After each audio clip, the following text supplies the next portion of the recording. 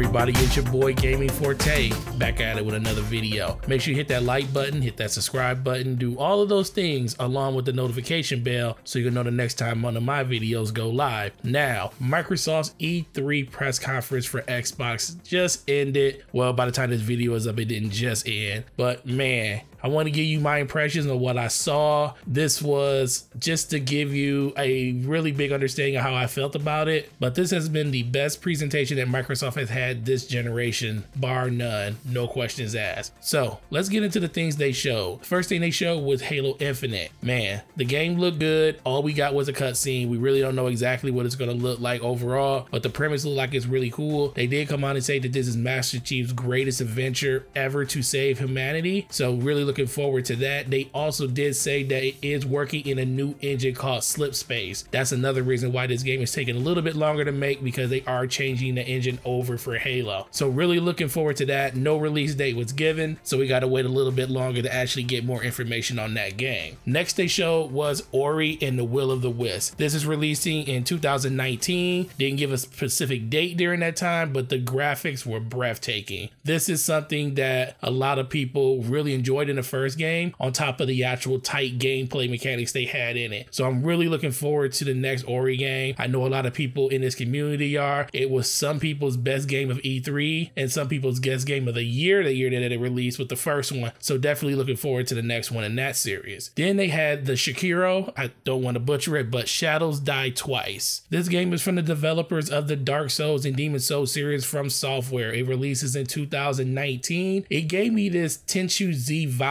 when I was watching it, but it really had a lot of fast gameplay and it looked amazing, and I definitely want to see more about this game over the coming weeks as more information comes out. Next up, our boy Todd Howard over from Bethesda Studios came out and actually talked to the crowd, talking about how he wanted to meet some of Phil's best friends. And man, there was a lot of people there, because shout out to all the people that made it out to E3, man. This was actually a bigger E3 than I thought it was going to be for Microsoft. I really went to it with low expectations because of just the dire situation that the system and the console manufacturer was in. And man, they knocked it out of the park. So shout out to you guys. You enjoy a hell of a show being a part of those festivities over the last couple of days. And they just announced that Fallout 4 was coming to Game Pass. And no, it wasn't coming later. It was coming today. You can actually go into your Xbox and download Fallout 4 today and play it as much as you want, as long as you have that membership. But it didn't stop there. He actually gave us a sneak preview of Fallout 76. Now, a lot of people really thought that this game was going to be like some type of building game or a survival game, and it ended up not being any of that. It ended up being a legit full Fallout game. It is 4 times bigger than the previous game, which was Fallout 4. It's going to be set in the foothills of West Virginia. It's a prequel to the entire series, and you will be one of the first people to step out of the vault into the new wasteland. So it's going to be a lot of exploration in this game. They didn't give us a lot of detail in it, because I know they're going to save a lot of this stuff for their own E3 press conference, which is going to be in like the next couple of hours. So we'll hear more on it there. But man, it looked good, and it's really good to actually know that this is going to be a fully featured Fallout game, and the people that really like this type of game are going to really enjoy it. So as we move on to the next game, which is Captain Spirit, this game had like this little cute vibe to it. It's made by the same people that made the Life is Strange series. It actually takes place in the same universe as that game. But the premise of this game is you play as a kid that uses his imagination to go on these grand adventures. It's really based in story, decision basing and stuff like that. So I'm really looking forward to this game. If you are a type of person that really liked the Life is Strange series, I definitely think you'll like this game too. And not only is this game releasing soon, but you'll be able to download it for free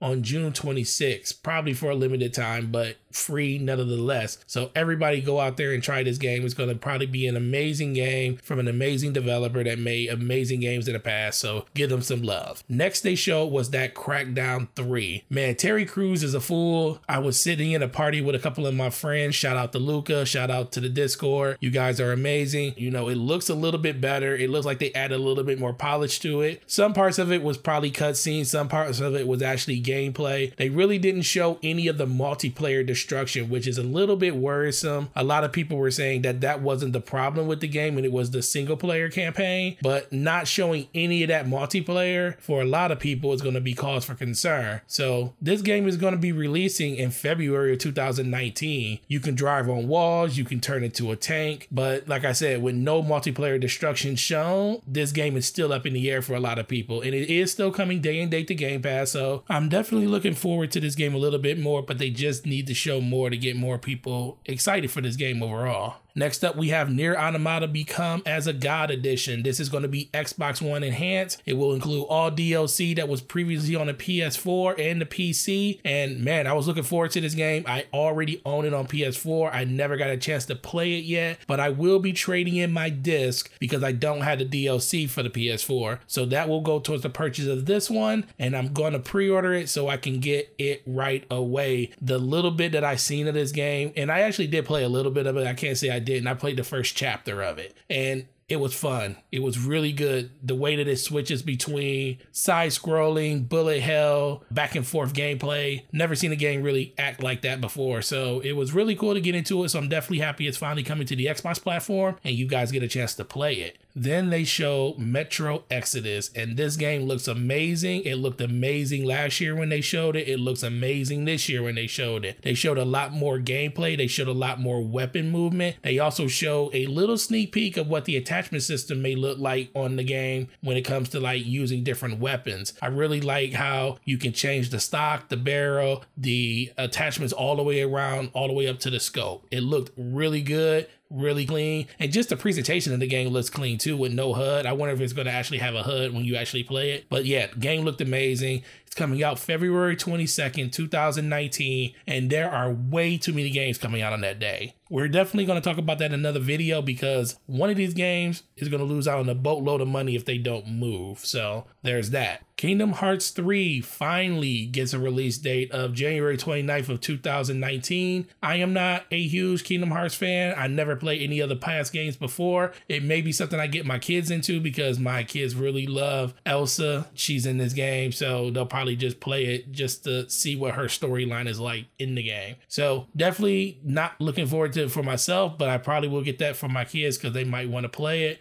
But man, finally this game has a release date, and I know a lot of people have been waiting for this for an awful long time. But I still won't believe it until that game is in someone's hands.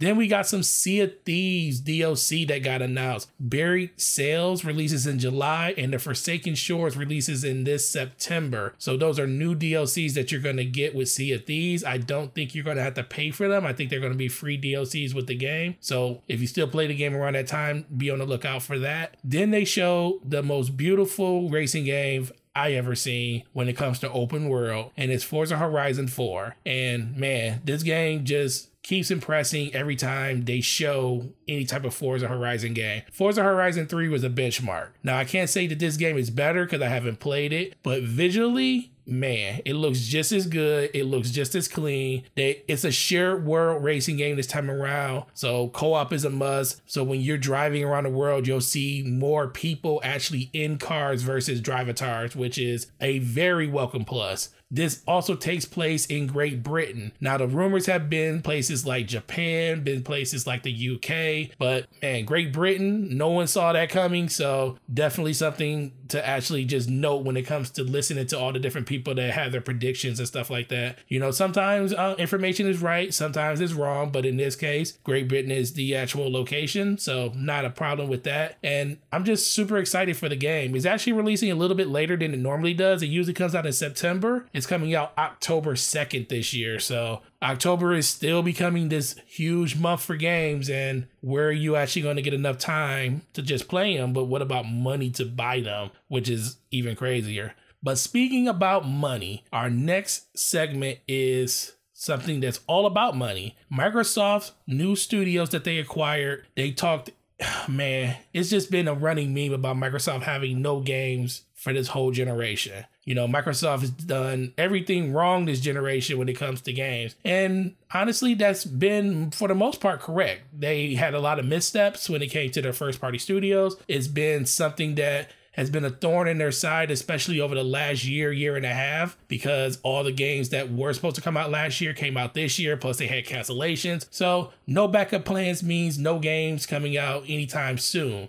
And for me, this is Microsoft officially saying that, hey, this is our commitment to you to spend the money we said we wanted to spend. They said they put it over $1 billion in first party in games. Well, this is the fruits of those labors. So the 5 new studios for the first party they announced, of course, is The Initiative, which Daryl Gallagher, who just came over from Square Enix and worked on the Tomb Raider series. So he has his own studio. They didn't announce what they're working on, but that's one of the studios. Undead Labs, the makers of the State of Decay franchise, they actually purchased them. That was a really good get. Even knowing they were making games for them in the first place, it's good to know that this is a developer that they locked up and now they have them in their stable so they can make other games on top of the ones they're making already. Playground Games, the makers of Forza Horizon, man, they're going to be using their open world expertise in another game, which a lot of people believe is the new Fable game. They didn't say that on stage, but that is the rumor game that they are working on. And man, that was a really good get. I just wish they would have did it a lot sooner. There is no reason they should have took 4 Horizon games for them to actually just see that this developer was worth locking up and putting in their stable. The big surprise for me was Ninja Theory. Ninja Theory was bought by Microsoft and they made one of my favorite games this generation, which was Hellblade. The fact that they actually locked up this developer means Microsoft is really serious about first-party development with their games. Now, that just means that the next Hellblade, when it releases, you will see a even more emphasis on the beautiful graphics that you see. The sound design will probably be even more better because not only will it just have a budget behind it, it will have a massive Microsoft budget behind it. And that will be very fruitful for the next game like Hellblade or whatever game Ninja Theory decides to make. So I'm super happy they did that. And the last studio of the 5 they got was Compulsion Studios, the makers of We Happy Few. Now that game is releasing on multiple platforms. It's coming on Xbox, it's coming on PlayStation. So up until this point, I believe it's probably still going to go to PlayStation, and it still sits in line with Microsoft's way of thinking when it comes to having their games playable anywhere. So I don't think that they're going to remove it from the Sony store or,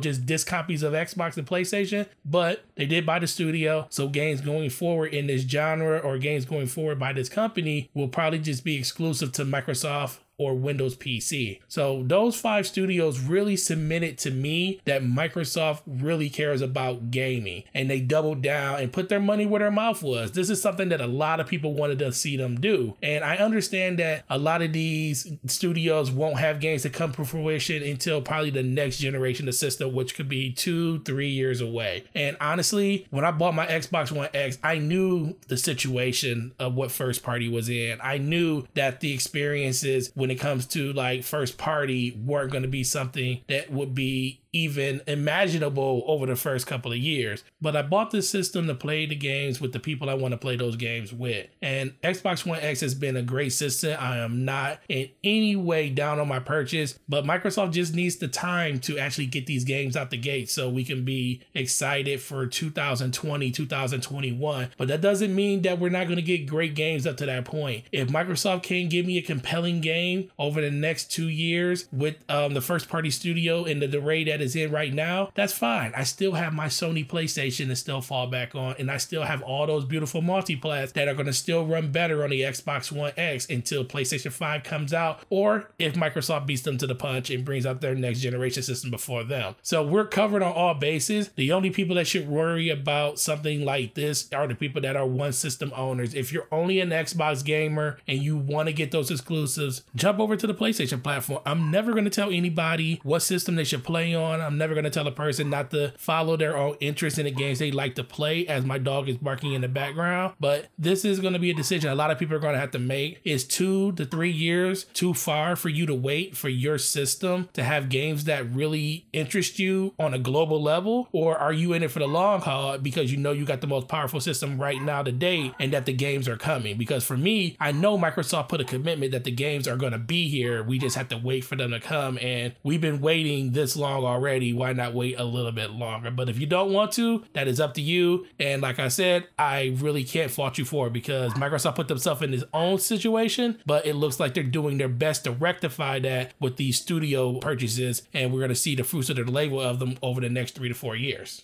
So moving on from that, the next thing they showed was PUBG. They showed the new maps. They showed a new game mode called War Mode. I don't know exactly what it's called. That's what it just said on the parachute. And that new DLC is going to release the winter of 2018, which is this year. So super excited for that if you're into PUBG, and that will just give you another thing to play. It's got a lot of competition because Battlefield has a battle royale, Call of Duty has a battle royale. So we're going to see a lot of battle royales this winter. So PUBG, more than anything, you need to just fix the game and hope that these maps just keep people around, because Battlefield could be the PUBG killer. Battlefield with destructive maps, the size of those maps are huge as it is already. You can probably drop 64, maybe even 100 people on a map. I don't know what the servers can hold, but hey, that could be the end of PUBG if DICE, and that's a big if DICE can do it right. Next up, we had Tales of Vesperia Definitive Edition. This is the first Tales game to make it over to the Xbox. It's coming out this winter of 2018. So I'm super excited because we're finally seeing the fruits of the labor of all of those visits over across the pond with Sega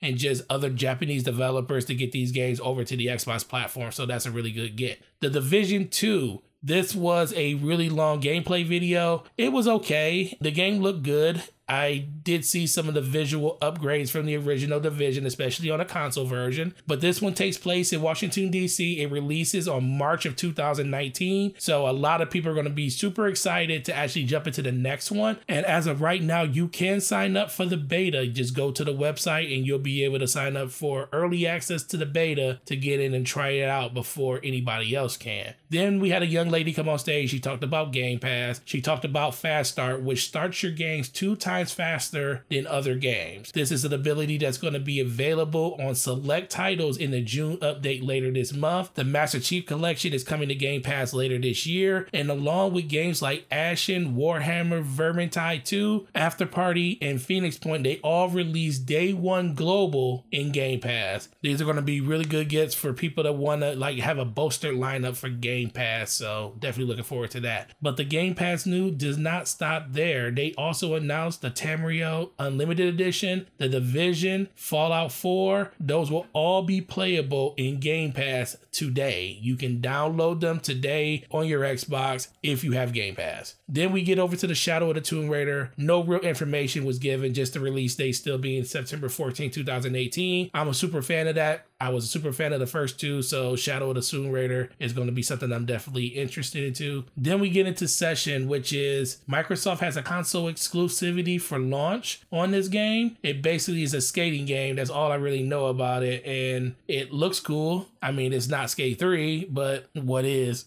But then we get into Black Desert, which is an MMORPG. It has a full beta that's going to be launched this fall, and it is a console launch exclusive. So check out that video on that. That looked like a pretty decent, cool game. I don't know if I want to get into another MMORPG anytime soon, but for people that want to, there's information on the website for the beta for this fall. Then they showed some Devil May Cry. The only thing they showed was spring of 2019.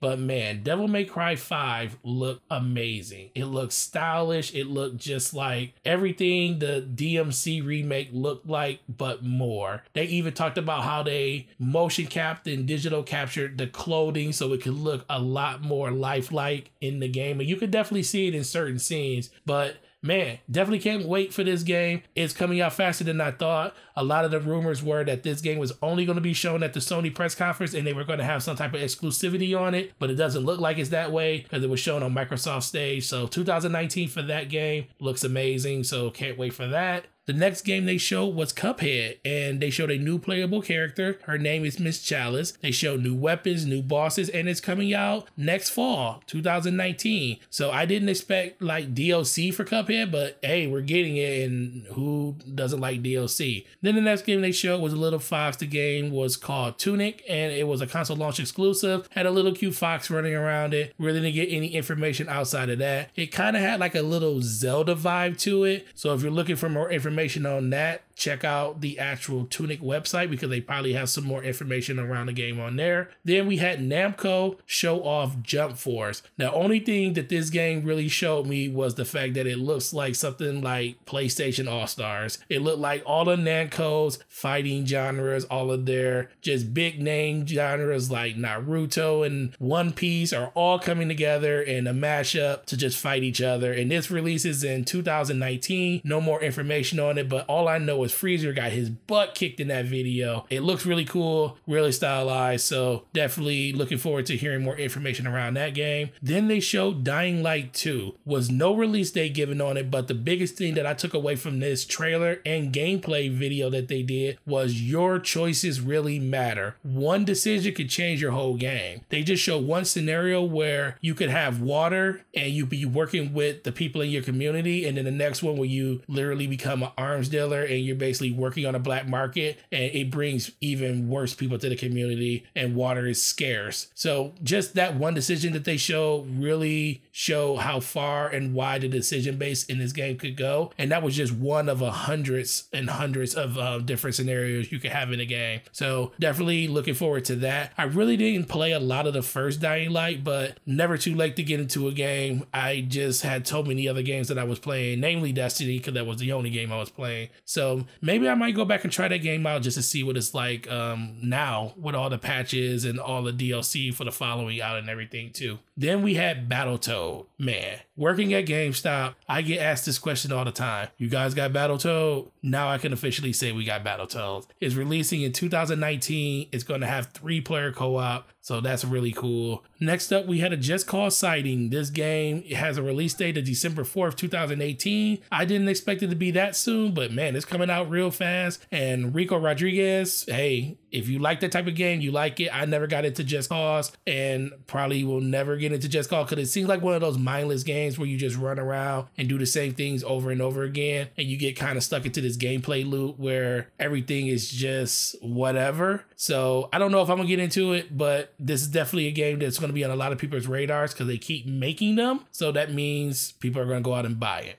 Then Microsoft trolled a bunch of people. The first thing they showed was Gears Pops. And I was looking at it like, dude, what is this? Gears Pops? What is Gears Pops? And I was like, man, this better not be a game. And of course it wasn't a game. Well, it is a game. It's a mobile game. So they only spent 1 minute on it, which is cool. I thought it was a cute little, in between that they showed between the games. So they actually showed that off. Then they showed off the Gears Tactics game, which is the XCOM version of Gears. And this game is not coming to Xbox. It's a Windows 10 exclusive. So you're only going to be able to play it over there. No new information was given on it, no release date or anything. So we're going to have to look for more information around that. I am a huge XCOM fan. I played it on PC. So I think Gears will be right at home with that. We just got to see how the systems and stuff work and how they adapt the Gears universe to that type of gameplay. Then they show Gears of War 5, which the one shocking thing about this, I wasn't shocked that they showed Gears of War 5. I was shocked at the release date. The release date is 2019.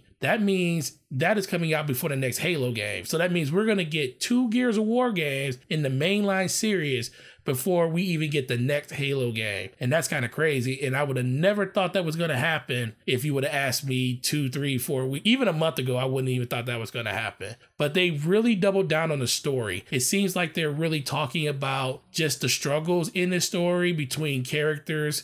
If you never played Gears of War, Kate is going through a lot of stuff in the game, and I'm not going to spoil what happens at the end of Gears of War 5, but there's some traumatic stuff that goes on in the game, and you really pick up right where that left off almost. So check out Gears of War 4 if you haven't, because it's literally going to tie into this one. And Gears of War 5 coming out in 2019 is a breath of fresh air. Too bad we got to wait that long, but that's a lot faster than I thought we were going to get that game. And as we get down to the very end of this press conference, Microsoft definitely doubles down on the power narrative. They talk about how they already have the next system at work, and how the developers and how the publishers and how every arm of Microsoft is making sure that Microsoft always wants to be the benchmarks for games going forward. They want to make sure that everybody knows that Microsoft has doubled down on games. They doubled down on always having their hand in the console market. They want people to know that when you support Xbox, you're not only supporting the mobile side and the PC side, but they're also supporting the gaming side too when it comes to these consoles. So they definitely doubled down on that. And I know a lot of people really really were happy to hear that, because Microsoft has definitely put out a lot of notes saying that, hey, mobile is the way to go. Mobile is the future.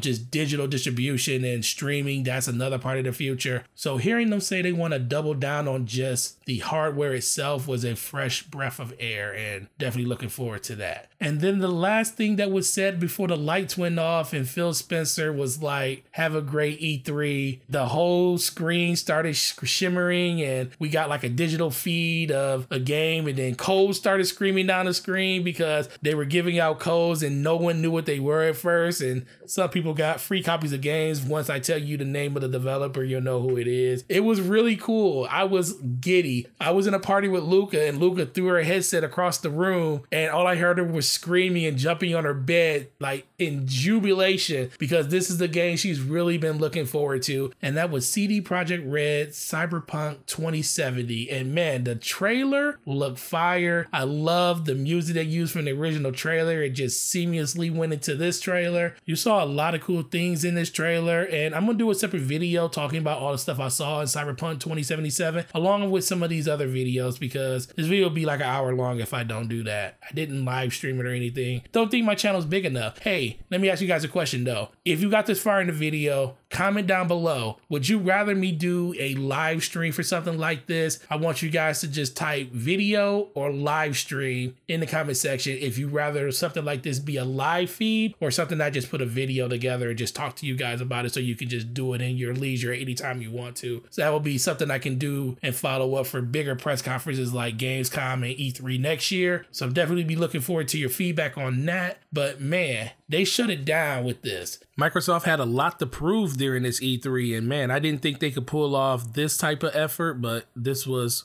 grade A quality right here. I have to give this press conference a 9 out of 10. I know a lot of people are going to sit up here and say that all the games they showed were multi-plat. They didn't show any new IPs. So why are you excited for the Xbox platform? Like I said earlier, I bought my Xbox One X knowing what the situation of the system and the platform was, and my buying decision wasn't based on that. But knowing that they doubled down on games, they doubled down by putting their money where their mouth is when it came to buying these publishers and these developers and getting them under their house, it lets me know that they actually care. And then knowing that the next system is coming out really doubles down on the fact that they're not going anywhere when it comes to console making, so we don't have to worry about a all digital or a all streaming situation or solution when it comes to the Xbox platform as of right now. So guys, that's all I basically have for you, man. What did you guys think about the press conference? I can't, grade it for you. I can just tell you what my opinions are, and I know some people really disagree with that opinion, but we're all gamers, and like I said at the end, Microsoft put up a real good showing. They showed a bunch of games. Even if it wasn't their own games, it still was games nevertheless. So guys, enjoy the rest of E3. I'm gonna have videos throughout the week talking about some of the games. I'm gonna have one up for Sony later on this week or probably tomorrow. It depends on if I can get to it as soon as the press conference is over. And I hope you guys enjoyed this video. Make sure you sub to the channel if you haven't. Like this video if you like the content. It definitely helps out the channel a lot. Turn on those notifications and let you know the next time your boys' videos go live. It's your boy Gaming 410. You guys have a great week, and I'm gonna talk to you in the next video. Peace.